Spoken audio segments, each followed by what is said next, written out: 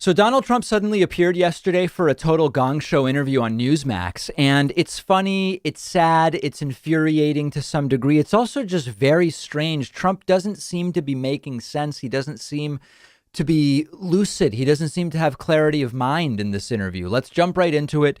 Trump not even delaying for a second, jumping directly into the now so tired lie that he really won the election in 2020 and no challenge whatsoever from the host, you will notice here. Things are being obliterated. You know, the Democrats are looking to virtually demolish your Second Amendment. I said that was going to happen.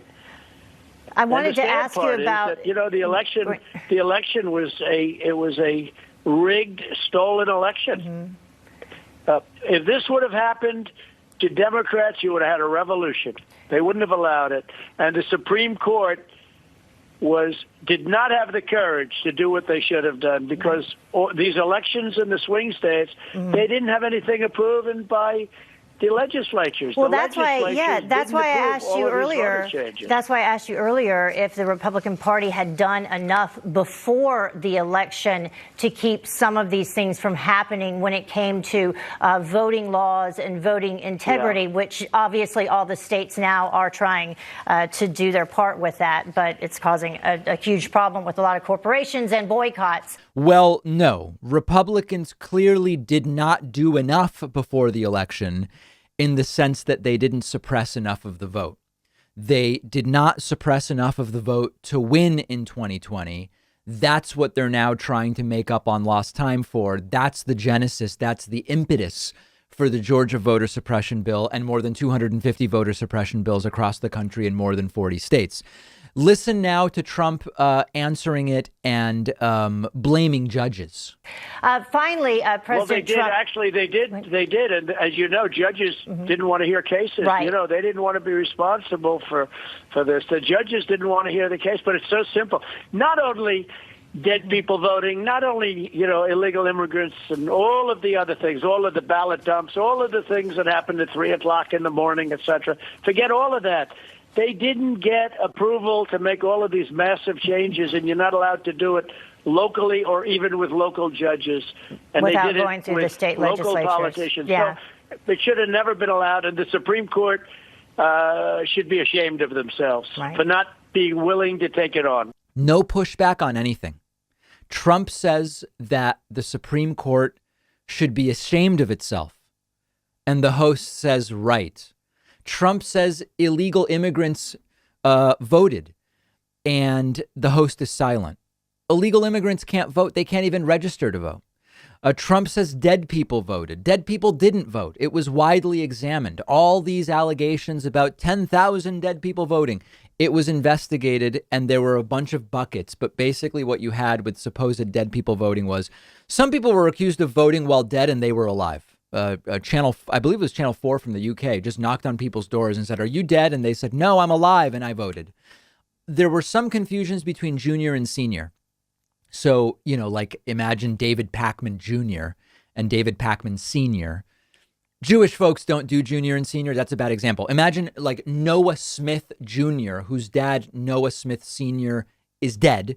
Noah Smith Jr. goes to vote. They count it as a vote for Noah Smith Sr. It's a clerical error. It's still only one vote. They voted under one name, just the wrong name. That's just a clerical error. There were people who were registered to vote and they died, but they didn't vote. In other words, if you are registered to vote and you die, you're not immediately removed from the voter rolls, but you also don't vote. So there were essentially, that is just a ruse. It didn't happen. And Trump continues to repeat it. Then this is where it gets really weird. The topic of Major League Baseball comes up. Major League Baseball, as we've been talking about, moving their All-Star game out of Georgia and to Colorado over the voter suppression bill in Georgia. And Donald Trump's answer when he's asked, should we be boycotting baseball? Trump's answer is confused. It's cloudy. He seems to be saying baseball is inappropriate. I don't even know what that means.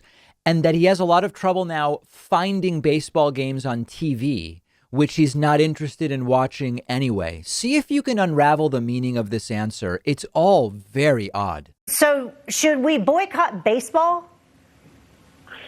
Well, I have, look, I'm just not very interested in baseball for the last number of years. I think it's not appropriate. You look, you want to find a game, it's on every channel, and yet you can't find anything. Yeah. It's the weirdest thing. It used to be a nice, easy thing to follow. And you know what I mean by that. It was on one network, and it was nice and good and beautiful. Today, you don't even know what the hell you're watching. So I would say boycott baseball. Why not? What is Trump talking about here? It used to be one network, and it was nice and easy to follow. Now it isn't. It's inappropriate. So, yeah, let's boycott it. And I like how the host laughs. The host laughs like she shares the experience of having trouble finding baseball on TV. Like, what are they even talking about? Does anybody understand this? Sounds kind of like an old man screaming, "Get off my lawn." The NBA, it's on all sorts of weird channels. NFL games, they're no longer just on Sundays, and I can't find those baseball games anymore. Really strange, and it actually made me wonder as I watched this. Remember Trump's rant about you'll have to flush toilets 10 to 15 times if Joe Biden wins.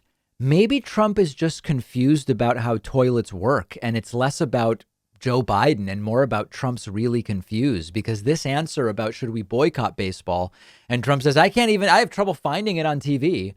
It seems very scrambled. So another strange and unusual interview from the former president. And these interviews seem to be going worse and worse for him. They also seem increasingly less prestigious. Not that Fox News is particularly prestigious, but, the primetime interviews on Fox were replaced by middle of the day interviews on Fox, now replaced by middle of the day interviews on Newsmax. It's all very strange, and something doesn't sound quite right. One of our sponsors is Apostrophe, a prescription skincare company for people ready to start taking their acne seriously. Prescription acne treatment really does work, and Apostrophe makes it easy to see a board-certified dermatologist online. You'll get treated immediately. Medications are delivered to your home, no waiting at the doctor or at the pharmacy. You answer some questions on the website, take a few pictures of your skin, and your dermatologist will prepare a personalized treatment plan tailored to your specific needs. Apostrophe treats acne, but they can also help with issues like redness, wrinkles, and dark spots. I went through the questionnaire process myself. Everything is super easy. They ship right to your house. It's really a great experience. Apostrophe will give you $15 off your first dermatologist visit at apostrophe.com/Pakman. The link is underneath this video, and make sure to use the coupon code Pakman.